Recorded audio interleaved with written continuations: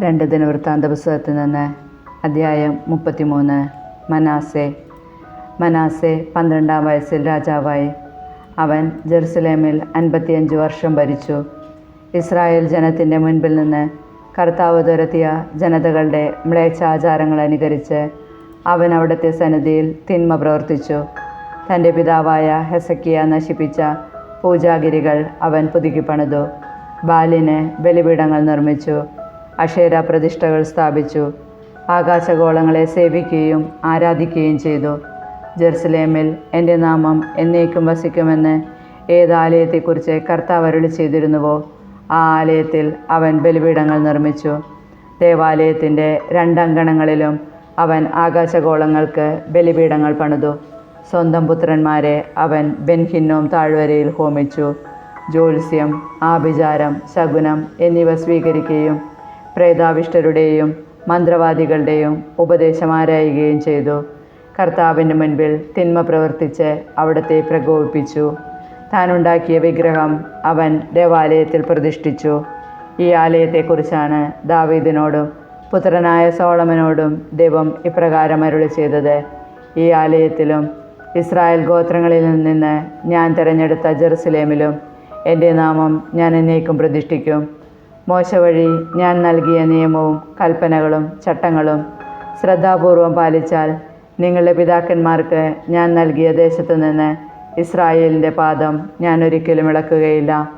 Israel ജനത്തിന് മുൻപിൽ കർത്താവ് നശിപ്പിച്ച ജനതകൾ ചെയ്തതിനേക്കാൾ വലിയ തിന്മ ചെയ്യാൻ യൂദായെയും ജെറുസലേം നിവാസികളെയും മനാസെ പ്രേരിപ്പിച്ചു. കർത്താവ് മനാസയോടും ജനത്തോടും സംസാരിച്ചു, പക്ഷേ അവർ വകവച്ചില്ല. അതിനാൽ കർത്താവ് അസീറിയ രാജാവിൻ്റെ സേനാധിപന്മാരെ അവർക്കെതിരെ അയച്ചു. അവർ മനാസയെ കൊളുത്തിട്ട് പിടിച്ച് ഓട്ടുചങ്ങലകളാൽ ബന്ധിച്ച് ബാബിലോണിലേക്ക് കൊണ്ടുപോയി. കഷ്ടതയിലായപ്പോൾ അവൻ തൻ്റെ ദൈവമായ കർത്താവിനോട് കരുണയ്ക്ക് വേണ്ടി യാചിക്കുകയും തൻ്റെ പിതാക്കന്മാരുടെ മുൻപിൽ തന്നെ അത്യധികം എളിമപ്പെടുത്തുകയും ചെയ്തു. അവൻ ദൈവത്തോട് പ്രാർത്ഥിച്ചു. അവിടുന്ന് പ്രാർത്ഥന കേട്ട് മനാസയെ അവൻ്റെ രാജ്യത്തേക്ക് ജെറുസലേമിലേക്ക് തിരികെ കൊണ്ടുവന്നു. കർത്താവാണ് ദൈവമെന്ന് അപ്പോൾ അവൻ മനസ്സിലാക്കി. അതിനുശേഷം അവൻ ദാവീദിൻ്റെ നഗരത്തിന് ഒരു പുറംമതിൽ പണിതു. അത് ഗീബോണിന് പടിഞ്ഞാറുള്ള താഴ്വരയിൽ തുടങ്ങി ഓഫേൽ ചുറ്റി മത്സ്യകവാടം വരെ എത്തി. അത് വളരെ ഉയരത്തിലാണ് കെട്ടിയത്. യൂദായിലെ എല്ലാ സുരക്ഷിത നഗരങ്ങളിലും അവൻ സേനാധിപന്മാരെ നിയമിച്ചു. കർത്താവിൻ്റെ ആലയത്തിൽ നിന്ന് അന്യദേവന്മാരെയും വിഗ്രഹത്തെയും അവൻ നീക്കം ചെയ്തു. ദേവാലയഗിരിയിലും ജെറുസലേമിലും താൻ നിർമ്മിച്ചിരുന്ന ബലിപീഠങ്ങൾ തകർത്ത് നഗരത്തിന് വെളിയിലെറിഞ്ഞു. അവൻ കർത്താവിൻ്റെ ബലിപീഠം വീണ്ടും പ്രതിഷ്ഠിക്കുകയും അതിൽ സമാധാന ബലികളും കൃതജ്ഞതാ ബലികളും അർപ്പിക്കുകയും ചെയ്തു. കർത്താവിനെ സേവിക്കാൻ യൂദായോട് കൽപ്പിച്ചു. എങ്കിലും ജനം പൂജാഗിരികളിൽ ബലിയർപ്പണം തുടർന്നു. എന്നാൽ അത് തങ്ങളുടെ ദൈവമായ കർത്താവിനായിരുന്നു. മനാസയുടെ ഇതര പ്രവർത്തനങ്ങളും അവൻ ദൈവത്തോട് ചെയ്ത പ്രാർത്ഥനയും ഇസ്രായേലിൻ്റെ ദൈവമായ കർത്താവിൻ്റെ നാമത്തിൽ അവനോട് സംസാരിച്ച ദീർഘദർശികളുടെ വാക്കുകളും ഇസ്രായേൽ രാജാക്കന്മാരുടെ ദിനവൃത്താന്തത്തിൽ എഴുതപ്പെട്ടിരിക്കുന്നു. അവൻ്റെ പ്രാർത്ഥനയും ദൈവം അത് കേട്ട വിധവും തന്നെ എളിമപ്പെടുത്തുന്നതിന് മുൻപ് അവൻ ചെയ്ത പാപവും കാണിച്ച അവിശ്വസ്തതയും അവൻ പൂജാഗിരികൾ നിർമ്മിക്കുകയും അക്ഷേര പ്രതിഷ്ഠകളും വിഗ്രഹങ്ങളും സ്ഥാപിക്കുകയും ചെയ്ത സ്ഥലങ്ങളും ദീർഘദർശികളുടെ ദിനവൃത്താന്തത്തിൽ രേഖപ്പെടുത്തിയിട്ടുണ്ട്. മനാസെ പിതാക്കന്മാരോട് ചേർന്നു സ്വഭവനത്തിൽ സംസ്കരിക്കപ്പെട്ടു. പുത്രൻ ആമോൻ സിംഹാസനാരോഹണം ചെയ്തു. ആമോൻ ഭരണം ആരംഭിച്ചപ്പോൾ ആമോന് 22 വയസ്സായിരുന്നു. അവൻ 2 വർഷം ജെറുസലേമിൽ വാണു. പിതാവായ മനാസയെ പോലെ അവനും കർത്താവിൻ്റെ മുൻപിൽ തിന്മ പ്രവർത്തിച്ചു.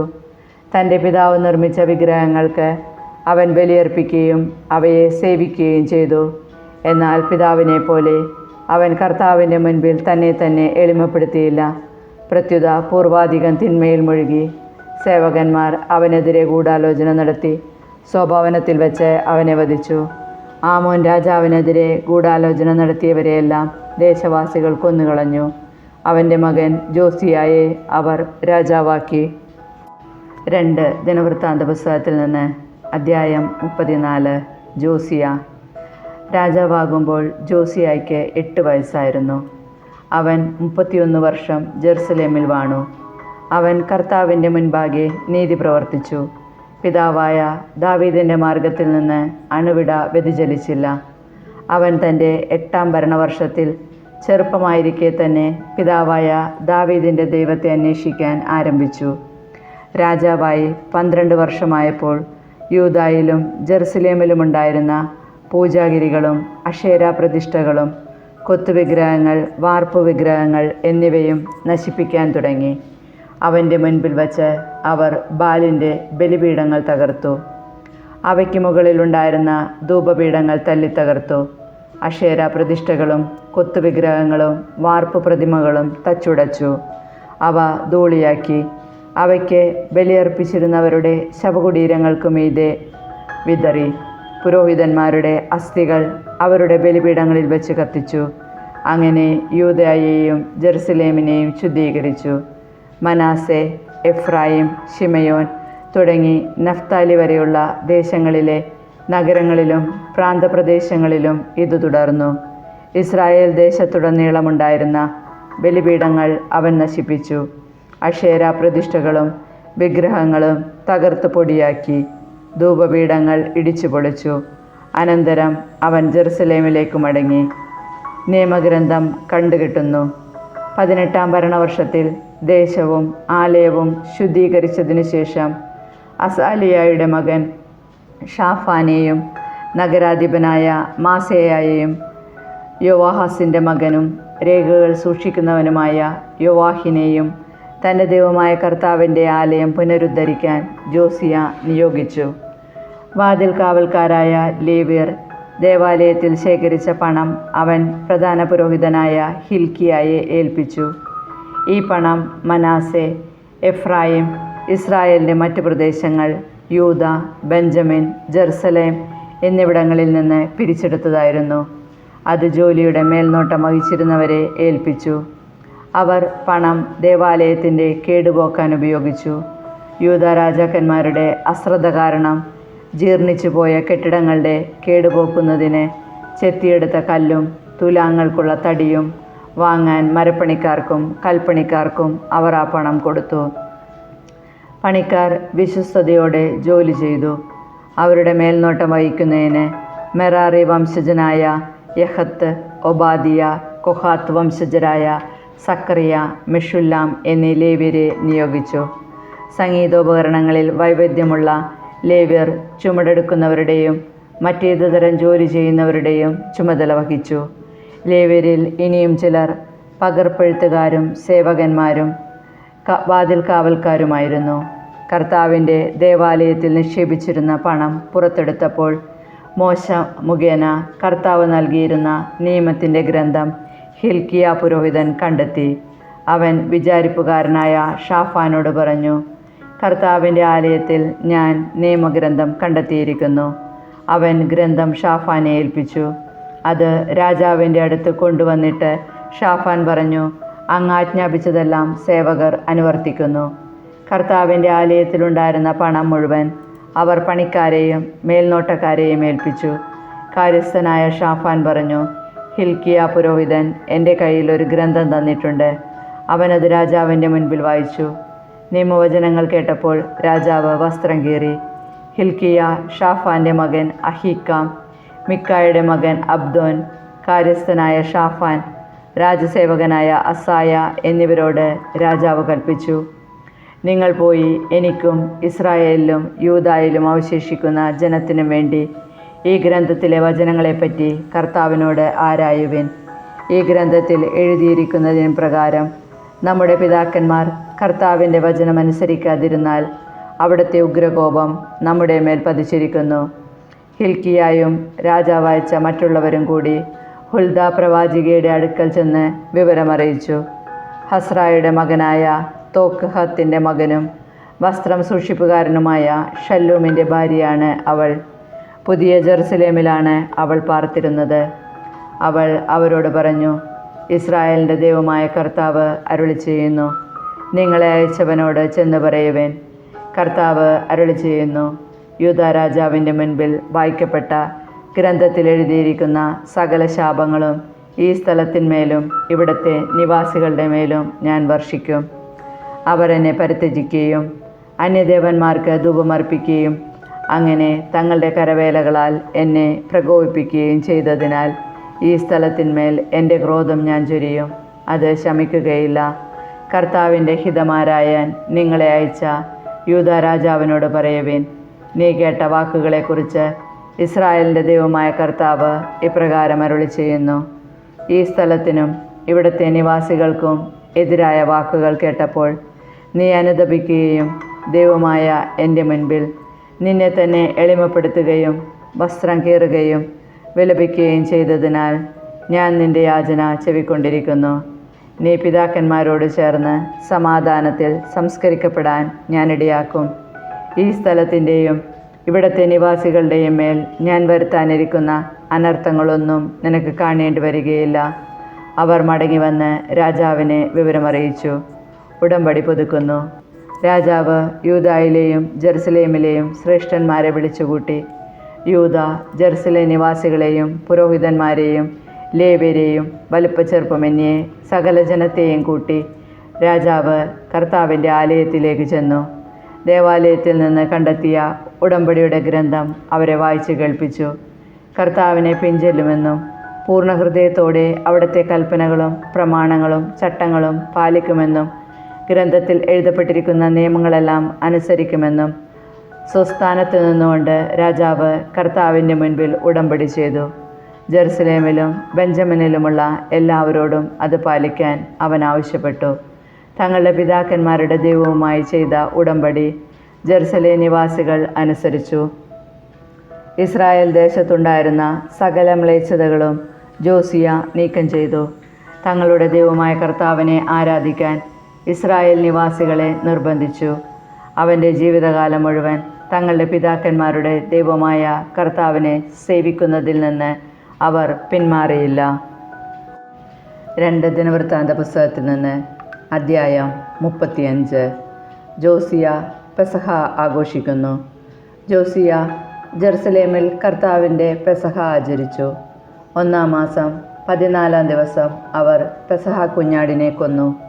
പുരോഹിതന്മാരെ അവരുടെ ചുമതലകൾ ഏൽപ്പിക്കുകയും കർത്താവിൻ്റെ ആലയത്തിലെ ശുശ്രൂഷകർക്ക് അവരെ പ്രോത്സാഹിപ്പിക്കുകയും ചെയ്തു. ഇസ്രായേൽ ജനത്തെ പഠിപ്പിക്കുന്നവരും കർത്താവിന് വേണ്ടി വേർതിരിക്കപ്പെട്ടവരുമായ ലേവ്യരോട് അവൻ പറഞ്ഞു, ദാവീദിൻ്റെ പുത്രനും ഇസ്രായേൽ രാജാവുമായ സോളമൻ നിർമ്മിച്ച ആലയത്തിൽ വിശുദ്ധ പേടകം പ്രതിഷ്ഠിക്കുവിൻ. നിങ്ങളിനി അത് തോളിൽ വഹിക്കേണ്ടതില്ല. നിങ്ങളുടെ ദൈവമായ കർത്താവിനും അവിടുത്തെ ജനമായ ഇസ്രായേലിനും ശുശ്രൂഷ ചെയ്യുവിൻ. ഇസ്രായേൽ രാജാവായ ദാവീദിൻ്റെയും പുത്രനായ സോളമൻ്റെയും നിർദ്ദേശങ്ങളനുസരിച്ച് കുടുംബക്രമത്തിൽ ഗണം തിരിഞ്ഞ് ഒരുങ്ങുവിൻ. നിങ്ങളുടെ സഹോദരന്മാരായ സാമാന്യ ജനങ്ങളുടെ കുടുംബങ്ങൾക്ക് സേവനം ചെയ്യാൻ നിങ്ങൾ വിശുദ്ധ സ്ഥലത്ത് നിൽക്കുവിൻ. ലേവ്യർക്ക് ഇസ്രായേൽ കുടുംബങ്ങളിൽ ഓഹരി ഉണ്ടായിരിക്കണം. പെസഹ കുഞ്ഞാടിനെ കൊല്ലുകയും നിങ്ങളെ തന്നെ ശുദ്ധീകരിക്കുകയും ചെയ്യുവിൻ. മോശ മുഖേന കർത്താവ് അരുളി ചെയ്തതനുസരിച്ച് നിങ്ങളുടെ സഹോദരർക്ക് സേവനം ചെയ്യാൻ ഒരുങ്ങുവിൻ. അവിടെ സന്നിഹിതരായിരുന്ന സാമാന്യ ജനം പെസഹ കാഴ്ച അർപ്പിക്കുവാൻ വേണ്ടി തൻ്റെ മൃഗസമ്പത്തിൽ നിന്ന് 30,000 ചെമ്മരിയാടുകളെയും കോലാട്ടിൻ കുട്ടികളെയും 3000 കാളകളെയും ജോസിയ അവർക്ക് ദാനം ചെയ്തു. അവൻ്റെ പ്രഭുക്കന്മാർ ജനത്തിനും പുരോഹിതന്മാർക്കും ലേവ്യർക്കും സ്വമനസ ദാനങ്ങൾ നൽകി. ദേവാലയത്തിലെ മുഖ്യ സേവകന്മാരായ ഹിൽക്കിയ, സക്രിയ, യഹിയേൽ എന്നിവർ പുരോഹിതന്മാർക്ക് പെസഹ കാഴ്ച അർപ്പിക്കാൻ 2600 ചെമ്മരിയാടുകളെയും കോലാട്ടിൻ കുട്ടികളെയും 300 കാളകളെയും നൽകി. ലേവ്യ പ്രമുഖരായ കെനാനിയായും അവൻ്റെ സഹോദരന്മാരായ ഷെമയായും നഥാനേലും ഹഷാബിയ, ജയിയേൽ, യോസാബാദ് എന്നിവരും പെസഹ കാഴ്ചയർപ്പിക്കാൻ ലേവ്യർക്ക് 5000 ചെമ്മരിയാടുകളെയും കോലാട്ടിൻ കുട്ടികളെയും 500 കാളകളെയും നൽകി. ശുശ്രൂഷയ്ക്കുള്ള ഒരുക്കങ്ങളെല്ലാം പൂർത്തിയായപ്പോൾ പുരോഹിതന്മാരും ലേവ്യരും രാജകൽപ്പനയനുസരിച്ച് താന്താങ്ങളുടെ സ്ഥാനങ്ങൾ ഏറ്റെടുത്തു. അവർ പെസഹ കുഞ്ഞാടിനെ കൊന്നു. പുരോഹിതന്മാർ ലേവ്യരിൽ നിന്ന് രക്തം സ്വീകരിച്ച് ബലിപീഠത്തിന്മേൽ തളിച്ചു. ലേവ്യർ മൃഗത്തിൻ്റെ തോലുരിഞ്ഞു. ദഹനബലിക്കുള്ള മൃഗങ്ങളെ സാമാന്യ ജനത്തിന് കുടുംബക്രമമനുസരിച്ച് വീതിച്ചു കൊടുത്തു. മോശയുടെ നിയമഗ്രന്ഥത്തിൽ എഴുതിയിരിക്കുന്നത് പോലെ കർത്താവിന് ബലിയർപ്പിക്കുവാനായിരുന്നു അത്. ലേവ്യർ പെസഹ കുഞ്ഞാടിനെ ചട്ടപ്രകാരം തീയിൽ ചുട്ടെടുത്തു. ശേഷിച്ചവ കലങ്ങളിൽ, കുട്ടകങ്ങളിലും ചട്ടികളിലും വേവിച്ച് ഉടനെ ജനത്തിന് വിതരണം ചെയ്തു. അനന്തരം അവർ തങ്ങൾക്കും പുരോഹിതന്മാർക്കുള്ളതും തയ്യാറാക്കി. കാരണം അഹ്റോൻ്റെ പുത്രന്മാരായ പുരോഹിതന്മാർ മേധസ്സും ദഹനബലിയും അർപ്പിക്കുന്നതിൽ രാത്രി വരെ വ്യാപൃതരായിരുന്നു. ദാവീദിൻ്റെയും ആസാഫ്, ഹേമാൻ, രാജാവിൻ്റെ ദീർഘദർശിയായ യെദുഥൂൻ എന്നിവരുടെയും നിർദ്ദേശമനുസരിച്ച് ആസാഫിൻ്റെ സന്തതികളായ ഗായകർ സ്വസ്ഥാനങ്ങളിൽ നിന്നു. കാവൽക്കാർ ഓരോ വാതിൽക്കലും നിലയുറപ്പിച്ചു. അവർക്ക് വേണ്ടത് സഹോദരന്മാരായ ലേവ്യർ ഒരുക്കിയിരുന്നതിനാൽ അവർക്ക് ശുശ്രൂഷയിൽ നിന്ന് പിന്തിരിയേണ്ടി വന്നില്ല. ജോസിയ രാജാവിൻ്റെ കൽപ്പനയനുസരിച്ച് പെസഹ ആചരിക്കുകയും കർത്താവിൻ്റെ ബലിപീഠത്തിൽ ദഹനബലികൾ അർപ്പിക്കുകയും ചെയ്ത് കർത്താവിനെ ശുശ്രൂഷിക്കാൻ വേണ്ടതെല്ലാം അവർ ഒരുക്കി. അവിടെ സമ്മേളിച്ച ഇസ്രായേൽ ജനം പെസഹ തിരുനാളും 7 ദിവസം നീളുന്ന പുളിപ്പില്ലാത്ത അപ്പത്തിൻ്റെ തിരുനാളും അന്ന് ആഘോഷിച്ചു. സാമുവേൽ പ്രവാചകൻ്റെ കാലത്തിന് ശേഷം അതുപോലൊരു പെസഹ ഇസ്രായേലിൽ ആഘോഷിച്ചിട്ടില്ല. ജോസിയായും പുരോഹിതന്മാരും ലേവ്യരും അവിടെ സമ്മേളിച്ച യൂദായിലെയും ഇസ്രായേലിലെയും ജനങ്ങളും ജെറുസലേം നിവാസികളും ചേർന്ന് ആഘോഷിച്ച ആ പെസഹ പോലെ ഒന്ന് ഇസ്രായേൽ രാജാക്കന്മാരിൽ ആരും ആഘോഷിച്ചിട്ടില്ല. ജോസിയായുടെ 18-ാം ഭരണവർഷത്തിലാണ് ഈ പെസഹ ആഘോഷിച്ചത്. ജോസിയായുടെ മരണം. ജോസിയ ദേവാലയ ക്രമീകരണങ്ങൾ പൂർത്തിയാക്കി. അപ്പോൾ ഈജിപ്ത് രാജാവായ നെക്കോ യൂഫ്രട്ടീസ് തീരത്തുള്ള കാർക്കമിഷിലേക്ക് യുദ്ധത്തിന് പോവുകയായിരുന്നു. ജോസിയ അവനെതിരെ ചെന്നു. നെക്കോ ദൂതന്മാർ മുഖേന ജോസിയോട് പറഞ്ഞു, യൂദാ രാജാവേ, നാം തമ്മിൽ എന്തു തർക്കം? ഞാൻ വരുന്നത് നിന്നെ ആക്രമിക്കാനല്ല, എൻ്റെ ശത്രുഭവനത്തിനെതിരായിട്ടാണ്. തിടുക്കം കൂട്ടാൻ ദൈവം എന്നോട് കൽപ്പിച്ചിരിക്കുന്നു. എന്നോടത്തുള്ള ദൈവത്തെ എതിർക്കുന്നതിൽ നിന്ന് പിന്തിരിയുക, അല്ലെങ്കിൽ അവിടുന്ന് നിന്നെ നശിപ്പിക്കും. എന്നാൽ ജോസിയ പിന്മാറിയില്ല. വേഷപ്രച്ഛന്നനായി യുദ്ധത്തിന് ചെന്നു. നെക്കായിലൂടെ ദൈവം അരുളി ചെയ്ത വാക്കു കേൾക്കാതെ മെഗിദോ സമതലത്തിൽ വെച്ച് ജോസിയ അവനുമായി ഏറ്റുമുട്ടി. വില്ലാളികൾ ജോസിയ രാജാവിനെ എയ്തു. രാജാവ് ഭൃത്യന്മാരോട് പറഞ്ഞു, എനിക്ക് കഠിനമായി മുറിവേറ്റിരിക്കുന്നു, എന്നെ ഇവിടെ നിന്ന് കൊണ്ടുപോകുവിൻ. അവർ അവനെ ആ രഥത്തിൽ നിന്നിറക്കി മറ്റൊരു രഥത്തിൽ കിടത്തി ജെറുസലേമിലേക്ക് കൊണ്ടുവന്നു. അവൻ മരിച്ചു. പിതാക്കന്മാരുടെ കല്ലറയിൽ സംസ്കരിക്കപ്പെട്ടു. യൂദായും ജെറുസലേമും ജോസിയയെ ഓർത്ത് വിലപിച്ചു. ജെറമിയായും ജോസിയയെക്കുറിച്ച് ഒരു വിലാപഗാനം രചിച്ചു. ജോസിയയെക്കുറിച്ച് വിലപിക്കുമ്പോൾ ഇസ്രായേലിലെ ഗായകരായ സ്ത്രീ പുരുഷന്മാർ ഈ ഗാനം ആലപിക്കാറുണ്ട്. ഇസ്രായേലിൽ ഇതൊരു പതിവായി. വിലാപഗീതങ്ങളിൽ ഈ ഗാനവും ചേർത്തിരിക്കുന്നു. ജോസിയയുടെ ഇതര പ്രവർത്തനങ്ങളും കർത്താവിൻ്റെ നിയമത്തിൽ എഴുതിയിരിക്കുന്നതനുസരിച്ച് അവൻ ചെയ്ത നല്ല കാര്യങ്ങളും ആദ്യന്തം ഇസ്രായേൽ രാജാക്കന്മാരുടെ യൂദ രാജാക്കന്മാരുടെയും പുസ്തകത്തിൽ രേഖപ്പെടുത്തിയിരിക്കുന്നു. 2 ദിനവൃത്താന്ത പുസ്തകത്തിൽ നിന്ന് അധ്യായം 36. യഹോവഹാസ്. ജോസിയയുടെ പുത്രനായ യഹോവഹാസിനെ ദേശത്തെ ജനങ്ങൾ ജെറുസലേമിൽ രാജാവായി വാഴിച്ചു. ഭരണം ആരംഭിക്കുമ്പോൾ അവന് 23 വയസ്സായിരുന്നു. അവൻ ജെറുസലേമിൽ 3 മാസം ഭരിച്ചു. ഈജിപ്തിലെ രാജാവ് അവനെ സ്ഥാനഭ്രഷ്ടനാക്കി. 100 താലന്ത് വെള്ളിയും 1 താലന്ത് സ്വർണവും ദേശത്തിന് കപ്പം ചുമത്തി. യഹോവഹാസിൻ്റെ സഹോദരൻ എലിയാക്കിമിനെ ഈജിപ്ത് രാജാവ് യൂദായുടെയും ജെറുസലേമിൻ്റെയും രാജാവാക്കി. അവന് യഹോയാക്കിം എന്ന് പേരിട്ടു. യഹോവഹാസിനെ നെക്കോ ഈജിപ്തിലേക്ക് കൊണ്ടുപോയി. യഹോയാക്കിം. വാഴ്ച ആരംഭിക്കുമ്പോൾ യഹോയാക്കിമിന് 25 വയസ്സായിരുന്നു. അവൻ ജെറുസലേമിൽ 11 വർഷം ഭരിച്ചു. ദൈവമായ കർത്താവിൻ്റെ മുൻപിൽ അവൻ തിന്മ പ്രവർത്തിച്ചു. ബാബിലോൺ രാജാവായ നബൂഖദ്നേസർ അവനെതിരെ വന്ന് അവനെ ചങ്ങലകൾ കൊണ്ട് ബന്ധിച്ച് ബാബിലോണിലേക്ക് കൊണ്ടുപോയി. കർത്താവിൻ്റെ ആലയത്തിലെ പാത്രങ്ങളിൽ കുറെ അവൻ ബാബിലോണിലേക്ക് കൊണ്ടുപോയി കൊട്ടാരത്തിൽ സൂക്ഷിച്ചു. യഹോയാക്കിമിൻ്റെ ഇതര പ്രവർത്തനങ്ങളും അവൻ ചെയ്ത മ്ലേച്ഛതകളും അവൻ്റെ കുറ്റകൃത്യങ്ങളും ഇസ്രായേൽ രാജാക്കന്മാരുടെ പുസ്തകത്തിൽ രേഖപ്പെടുത്തിയിട്ടുണ്ട്. അവൻ്റെ പുത്രൻ യഹോയാക്കിൻ രാജാവായി. യഹോയാക്കിൻ രാജാവാകുമ്പോൾ യഹോയാക്കിന് 8 വയസ്സായിരുന്നു. അവൻ 3 മാസവും 10 ദിവസവും ജെറുസലേമിൽ ഭരിച്ചു. അവൻ കർത്താവിൻ്റെ മുൻപിൽ തിന്മ പ്രവർത്തിച്ചു. വസന്തകാലത്ത് നെബൂഖദ്നേസർ രാജാവ് സൈന്യത്തെ അയച്ച് യെഹോയാക്കിനെ ബാബിലോണിലേക്ക് പിടിച്ചുകൊണ്ടുപോയി. കർത്താവിൻ്റെ ആലയത്തിലെ വിലപിടിപ്പുള്ള പാത്രങ്ങളും കൊണ്ടുപോയി. യെഹോയാക്കീമിൻ്റെ സഹോദരനായ സെദക്കിയായെ യൂദായുടെയും ജെറുസലേമിൻ്റെയും രാജാവാക്കി. സെദക്കിയ ഭരണമാരംഭിക്കുമ്പോൾ സെദക്കിയായ്ക്ക് 21 വയസ്സായിരുന്നു. 11 വർഷം അവൻ ജെറുസലേമിൽ ഭരിച്ചു. ദൈവമായ കർത്താവിൻ്റെ മുൻപാകെ അവൻ തിന്മ ചെയ്തു. കർത്താവിൻ്റെ വചനമറിയിച്ച ജെറമ്യായുടെ മുൻപിൽ അവൻ തന്നെ എളിമപ്പെടുത്തിയില്ല. ജെറുസലേമിൻ്റെ പതനം. നെബൂഖദ്നേസർ രാജാവിന് വിധേയനായിരുന്നു കൊള്ളാമെന്ന് ദൈവനാമത്തിൽ സത്യം ചെയ്തിരുന്നെങ്കിലും സെദക്കിയ അവനോട് മത്സരിച്ചു. ഇസ്രായേലിൻ്റെ ദൈവമായ കർത്താവിങ്കിലേക്ക് തിരിയാതെ അവൻ ഹൃദയം കഠിനമാക്കി ദുശ്ശാഠ്യത്തിൽ തുടർന്നു. ജനതകളുടെ മ്ലേച്ഛതകൾ അനുകരിച്ച് പുരോഹിത പ്രമുഖന്മാരും ജനവും അത്യധികം അവിശ്വസ്തരായി തീർന്നു. ജെറുസലേമിൽ കർത്താവിന് പ്രതിഷ്ഠിതരായിരുന്ന ആലയം അവർ അശുദ്ധമാക്കി.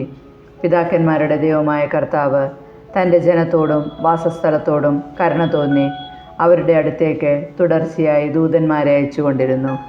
എന്നാൽ അവർ ദൈവത്തിൻ്റെ ദൂതന്മാരെ പരിഹസിക്കുകയും അവിടുത്തെ വാക്കുകൾ പുച്ഛിച്ചു തള്ളുകയും പ്രവാചകന്മാരെ അവഹേളിക്കുകയും ചെയ്തുകൊണ്ടിരുന്നു. അങ്ങനെ കർത്താവിൻ്റെ ക്രോധം അപ്രഹിതമാം വിധം അവിടുത്തെ ജനത്തിനെതിരെ ഉയർന്നു. കൽദായ രാജാവിനെ അവിടുന്ന് അവർക്കെതിരെ കൊണ്ടുവന്നു.